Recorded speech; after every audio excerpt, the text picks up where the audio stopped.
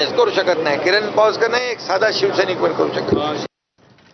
2022 साल होतं. याच 2022 साली शिवसेनेला सगळ्यात मोठा धक्का बसला. शिवसेना फुटली आणि त्यानंतर आपण राज्यातलं चित्र कसं बघतोय राजकीय पटलावरती. 2 शिवसेना आहेत, 2 नेते आहेत, 2 पक्षचिन्ह आहेत.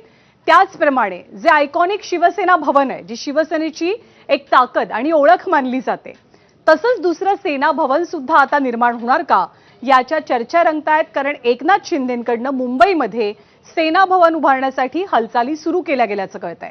यासाठी शिवसेनेकडनं जागांची शोध मोहीम सुरू असल्याची माहिती सूत्रांकडनं देण्यात आली आहे. वांद्रे बीकेसीतील एका जागेची यासाठी पाहणी करण्यात आल्याचं कळतंय आणि ही जागा जी पाहण्यात आली आहे एक प्रकारे शिवसेना 2.0 साठी, शिवसेना भवनासाठी, ती ठाकरेंच्या मातोश्रीपासनं अवघ्या काही अंतरावरती असल्याचं बोललं जात आहे.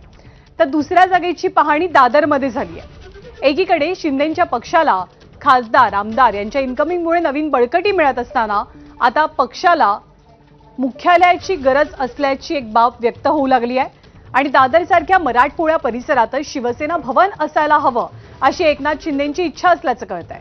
त्यामुळे लवकरच दादरमध्ये जागा निश्चित होणार असल्याची माहिती आहे आणि पक्षांतर्गत चर्चा झाल्याचं कळतंय.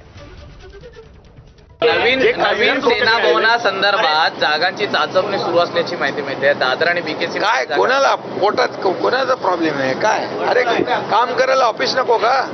बाळासाहेब भवन आहे, आणखी कार्यालय, शिवसेना मोठी होतीये, संघटना मोठी होते, मग कार्यालय नको? बरोबर. मग काय कोणाला काय प्रॉब्लेम आहे? आणि या राजकीय घडामोडींचा आढावा घेतल्यानंतर बुलेटिनमध्ये एक छोटासा ब्रेक घेतोय. ब्रेक नंतर बातम्या मान्सूनच्या आगमनासंदर्भातल्या. पाहत राहा एबीपी माझा.